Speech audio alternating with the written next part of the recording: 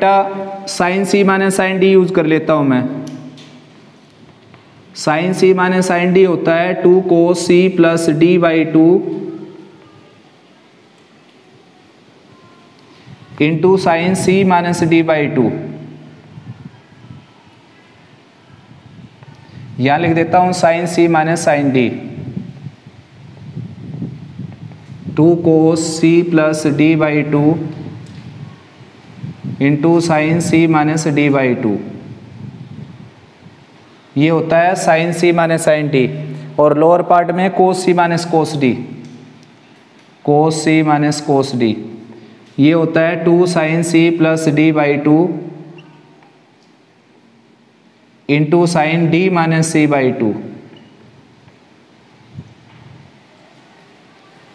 तो भाई ये लोअर पार्ट में फार्मूला यूज हो जाएगा sine C minus sine D के लिए 2 sine C plus D by 2 यानी कि beta plus alpha by 2 into sine D minus C by 2। D ये है और सी ये है तो अल्फा माइनस बीटा बाई 2।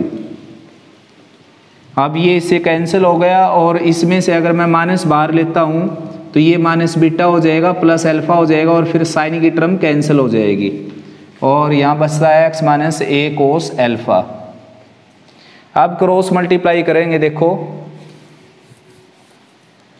तो साइन अल्फा प्लस बीटा की मल्टीप्लाई हो जाएगी वाई के साथ, sine alpha plus beta by 2 into Y. और sine alpha plus beta by 2 की मल्टीप्लाई हो जाएगी ए साइन अल्फा के साथ माइनस ए साइन अल्फा और sine alpha plus beta by 2। ये लेफ्ट साइड हो गई। राइट में जो है माइनस का साइन है और एक्स के साथ मल्टीप्लाई होगा तो मैं लेफ्ट में लेकर आ जा, चलो पहले राइट में लिख लेता हूँ multiply minus x cos alpha plus beta by 2। फिर ये minus cos alpha plus beta by 2 की multiply minus a cos alpha के साथ हो जाएगी और ये हो जाएगा प्लस ए कोस अल्फा और कोस अल्फा प्लस बीटा बाई 2। अब सभी को लेफ्ट में ले आ सकते हो बेटा या फिर एक्स वाई की टर्म लेफ्ट में ले आता हूँ मैं। X cos alpha plus beta by 2 ये टर्म मैं लेफ्ट में लेकर आ गया, ये ऑलरेडी लेफ्ट में थी plus sine alpha plus beta by 2 into Y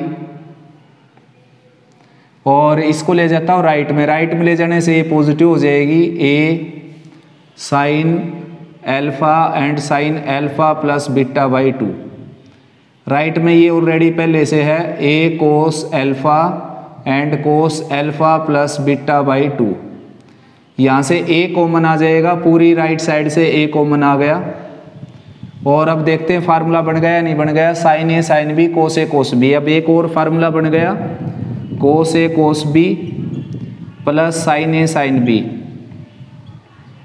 ये होता है बेटा कोस ए माइनस बी, कोस ए कोस बी प्लस साइन ए साइन बी। ठीक है ना, कोस ए माइनस बी होता है ये। तो राइट साइड में ये फार्मूला लग जाएगा, left side as it is और ए एज इट इज। तो यहाँ पर आ जाएगा कोस ए कौन है यहाँ पर, ये अल्फा प्लस बीटा बाई 2 और बी के प्लेस पर ये रख दिया अल्फा। और आप चाहें तो ए इसको ऐड कर सकते हैं, बी इसको, दोनों सेम है क्योंकि कोस माइनस थीटा क्या होता है प्लस कोस थीटा। ठीक है ना, कोस ए कोस बी प्लस साइन ए साइन बी। तो ए एज इट इज और कोस ये आ जाएगा 2 अल्फा प्लस बीटा यानी कि बीटा माइनस अल्फा बाई 2 और लेफ्ट साइड सारी एज इट। फर्स्ट जो मैंने आपको करवाया था वो करवाया था इंटरसेप्ट फॉर्म।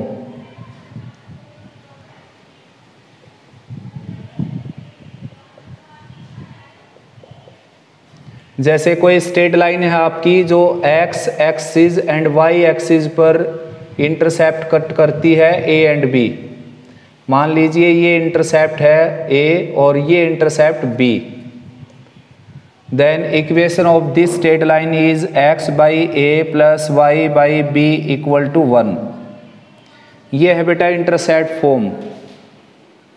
ठीक है ना, इसको बोलते हैं इंटरसेप्ट फॉर्म।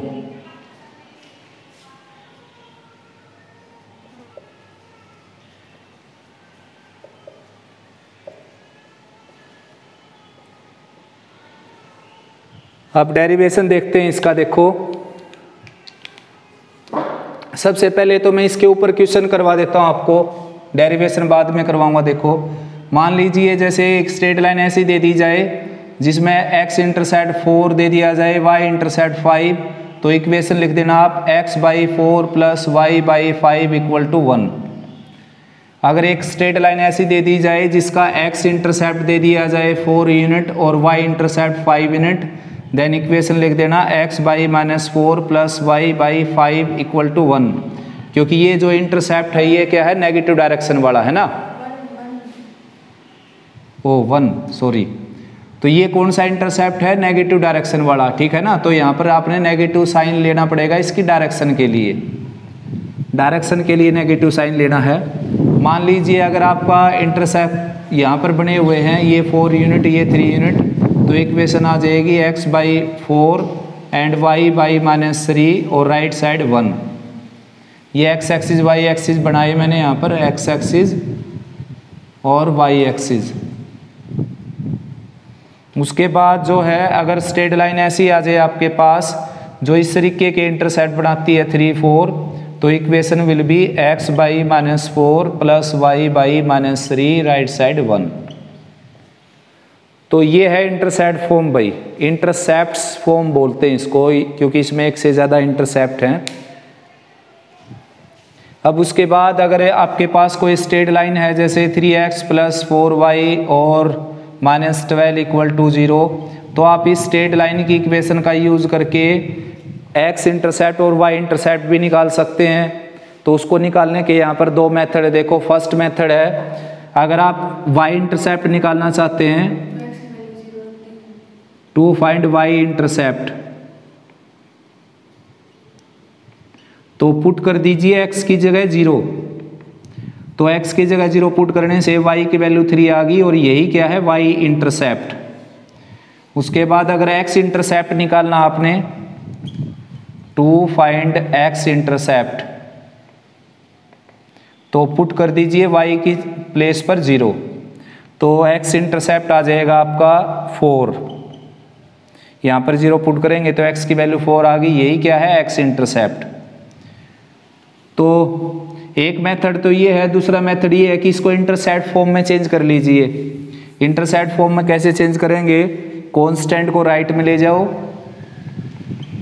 और इसको राइट साइड में जो भी कांस्टेंट है उसी से डिवाइड कर दो, कंप्लीट को 12 से डिवाइड कर दिया, 12 से 12 से, तो ये आ जाएगा x/4 प्लस y/3 और राइट साइड 1।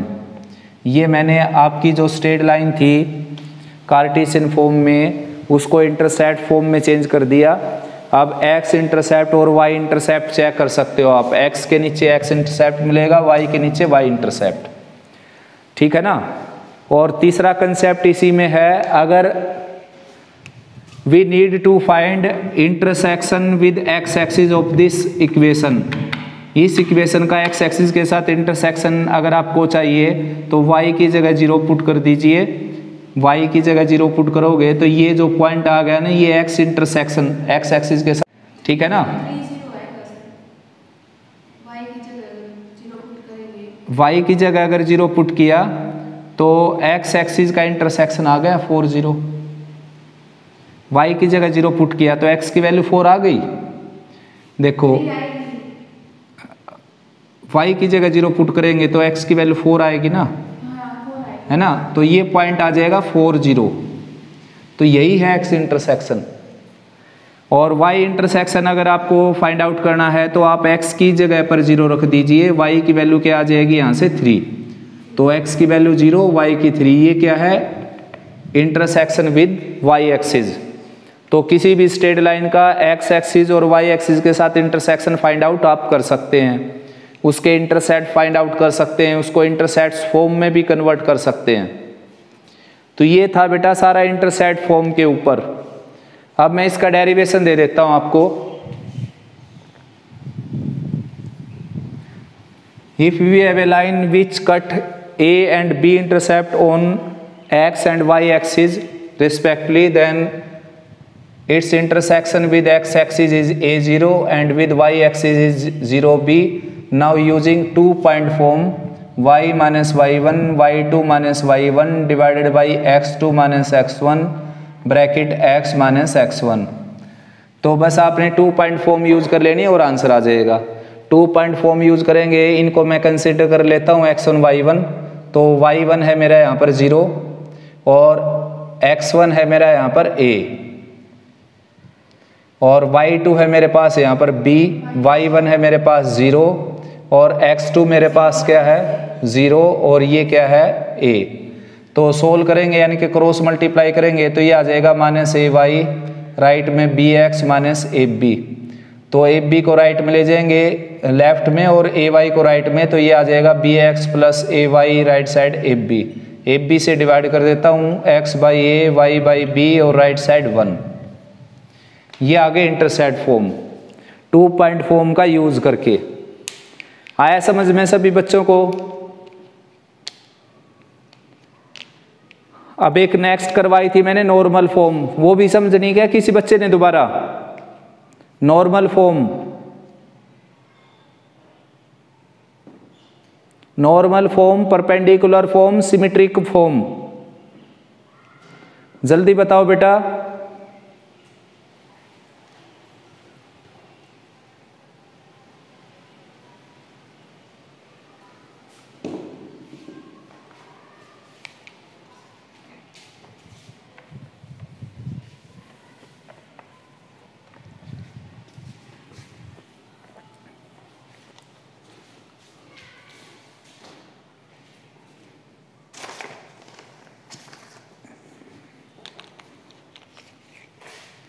तो भाई नेक्स्ट है नॉर्मल फॉर्म, परपेंडिकुलर फॉर्म।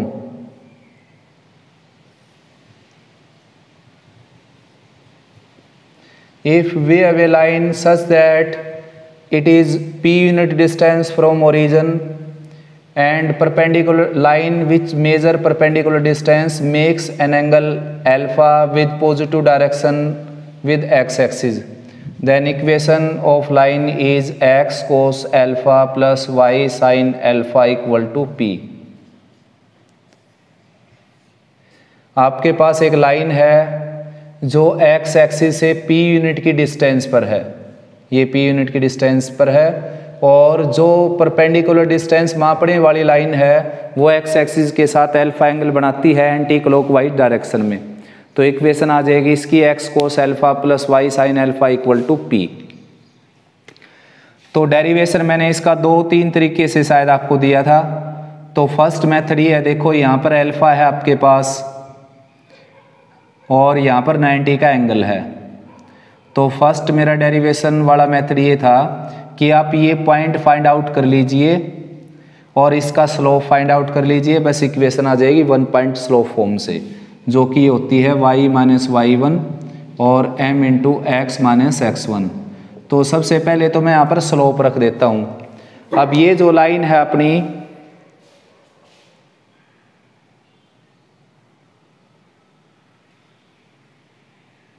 ये जो लाइन है ना, इस लाइन का स्लोप है टेंजेंट अल्फा। OM लाइन का स्लोप है टेंजेंट अल्फा, क्योंकि अल्फा एंगल बनाती है एक्स एक्सिस के साथ। तो इसका स्लोप अगर टेंजेंट अल्फा है तो अपनी लाइन का स्लोप हो जाएगा minus cot alpha, negative reciprocal slope आ गया। ये पॉइंट इजीली आ जाएगा हाइट एंड डिस्टेंस के कंसेप्ट से। देखो ये P है, ये अल्फा है और ये फाइंड आउट करना हमने, ये फाइंड आउट हो गया तो ये लेंथ आ गई, लेंथ आ गई तो ये पॉइंट आ गया, क्योंकि y की वैल्यू तो यहाँ पर क्या है 0। तो ये पॉइंट कैसे आएगा, ये 90 के सामने है हाइपोटेन्यूज और ये है बेस। तो हाइपोटेन्यूज बाई बेस लिख देता हूँ मैं OL बाई OM। तो हाइपोटेन्यूज बाई बेस क्या हो जाएगा सिकेंट, और एंगल अल्फा दे रखा है तो OL की वैल्यू आ गई P सिकेंट अल्फा। P मैंने रख दिया OM के प्लेस पर। तो ये पॉइंट आ गया मेरे पास अब P सिकेंट अल्फा कोमा 0। तो y1 के प्लेस पर आ जाएगा 0 और x1 के प्लेस पर आ जाएगा P सिकेंट अल्फा। बस कैलकुलेट करना है, कोट अल्फा को लिखना आपने cos by sine, cos alpha by sine alpha, cross multiply किया तो y साइन अल्फा, ये हो गया माइनस एक्स कोस अल्फा और प्लस P सिकेंट और कोस का प्रोडक्ट 1। एक्स कोस अल्फा को लेफ्ट में ले आएंगे तो x cos alpha plus y sine alpha की वैल्यू आ जाएगी पी के इक्वल। तो ये रिलेशन बन गई। यही क्या है, स्ट्रेट लाइन की इक्वेशन। एक ऐसी स्ट्रेट लाइन की इक्वेशन जो ओरिजिन से पी यूनिट की डिस्टेंस पर और साथ में क्या है, परपेंडिकुलर डिस्टेंस जो मापने वाली लाइन है वो अल्फा एंगल बनाती है वो एक्स एक्सिस के साथ। नेक्स्ट डेरिवेशन देखो बेटा इसका, नेक्स्ट मेथड। तो जिस तरीके से मैंने एल पॉइंट को फाइंड आउट किया है, ये पॉइंट मैंने कैसे फाइंड आउट किया, इस ट्राइंगल का यूज करके। ये पॉइंट मैं इस ट्राइंगल का यूज करके फाइंड आउट कर सकता हूँ, इस ट्राइंगल का यूज करके। तो ये एंगल अगर अल्फा है तो ये क्या हो जाएगा 90 माइनस अल्फा, ठीक है ना। अब ये मैं ओ टी निकाल देता हूँ यहाँ पर, O T divided by O M. तो ये क्या हो गया अब की बार बेस, और अगर हाँ वेरी गुड, 90 के अपोजिट में कौन सी साइड होती है, हाइपोटेनस। तो 90 के सामने क्या है, हाइपोटेनस, और बेस कौन सा बन जाएगा ये। तो मैंने क्या कर दिया, हाइपोटेनस बाई बेस, तो क्या हो गया सेकेंट। ये एंगल लिया मैंने एक्यूट और ये 90 का, तो बेस वो होता है जिस पर एक एक्यूट हो और एक 90 का हो। तो ये मैंने लोअर पार्ट में रखा है, यानी कि कौन लोअर पार्ट में रखा मैंने, बेस, और अपर पार्ट में कौन रखा, हाइपोटेन्यूज। तो ये आ जाएगा सेकेंट 90 माइनस अल्फा, और सेकेंट 90 माइनस अल्फा क्या हो जाएगा, कोसिकेंट अल्फा, और ओ एम की वैल्यू है पी। तो ये लेंथ जो है ना मेरी, ये आ गई पी कोसिकेंट अल्फा। तो x की वैल्यू y एक्सिस पर क्या होती है 0, तो पॉइंट आ गया 0 एंड p कोसिकेंट अल्फा। यानी कि आप 2 पॉइंट फॉर्म का यूज कर सकते हो आप, और उससे भी बढ़िया है इंटरसेप्ट फॉर्म का यूज कर सकते हो। देखो ये पॉइंट निकालने की क्या जरूरत है, हमने ये लेंथ मिल गई p सिकेंट अल्फा और ये लेंथ मिल गई p कोसिकेंट अल्फा। तो इंटरसेप्ट फॉर्म यूज कर लेंगे, x के नीचे x इंटरसेप्ट एंड y के लोअर पार्ट में y intercept, p cosecant alpha, right side 1 by secant क्या होता है cos x as it is, और 1 बाई साइन क्या कोसिकेंट क्या होता है sine y as it is, और p जो लेफ्ट में है वो राइट में ले गए हम। तो ये सेकंड मेथड है, इंटरसेप्ट फॉर्म का यूज करके हमने इसको कर दिया, ठीक है ना। अब जो है आपके सामने ऐसे क्वेश्चन भी आ जाएंगे जिसमें आपको स्ट्रेट लाइन को इंटरसेप्ट फॉर्म से या कार्टेशियन फॉर्म से नॉर्मल फॉर्म में कन्वर्ट करना पड़ेगा।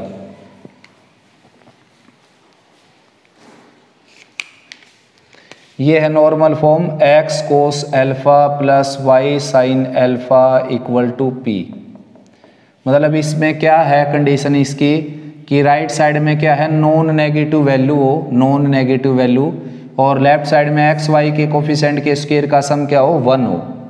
तो उसको आप नॉर्मल फॉर्म बोल सकते हैं, जैसे कि नॉर्मल फॉर्म कार्टेशियन में भी हो सकती है वेयर p ग्रेटर देन 0।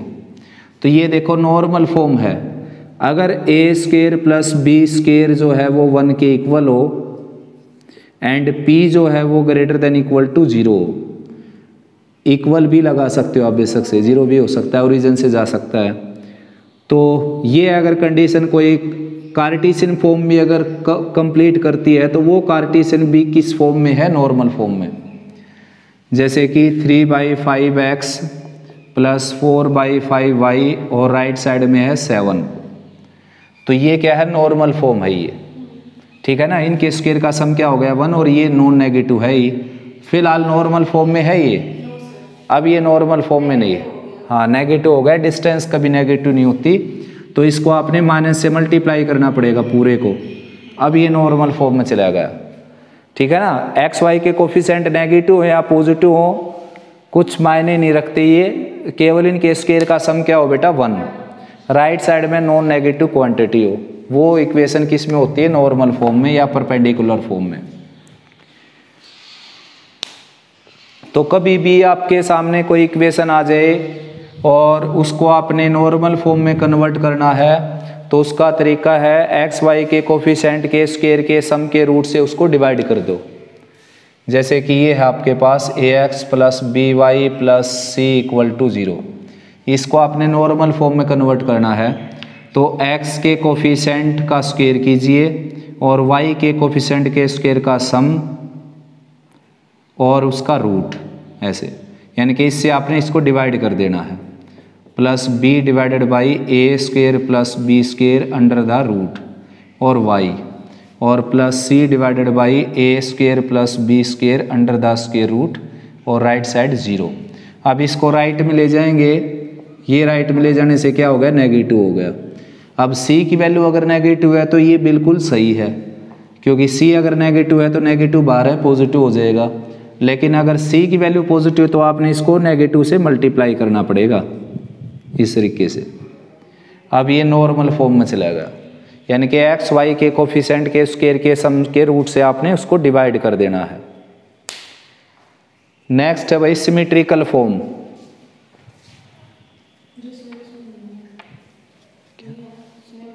हाँ, आउट ऑफ सिलेबस है बेटा ये सिमेट्रिकल फॉर्म, फिर भी मैं करवा देता हूँ, देख लो एक बार। यानी कि आपके पास एक ऐसी स्ट्रेट लाइन है जो एक्स एक्सिस के साथ एंटी क्लॉकवाइज डायरेक्शन में थीटा एंगल बनाती है और एक पॉइंट से पास होती है x1 y1 से, x1 y1 पॉइंट से पास होती है। तो इसकी हमने सिमेट्रिकल फॉर्म निकालनी है। वैसे तो इसका आंसर क्या हो गया मैं बताऊं आपको, y माइनस y1 और टेंजेंट थीटा जो कि m होता है और x माइनस x1, बस ये आंसर हो गया इसका। यानी कि अगर स्ट्रेट लाइन की इक्वेशन निकालनी हो आपको, ठीक है ना, ये आंसर हो गया स्ट्रेट लाइन की अगर इक्वेशन आपने फाइंड आउट करनी इसकी। लेकिन इसको हमने लिखना है सिमेट्रिकल फॉर्म में, पैरामीट्रिक फॉर्म में।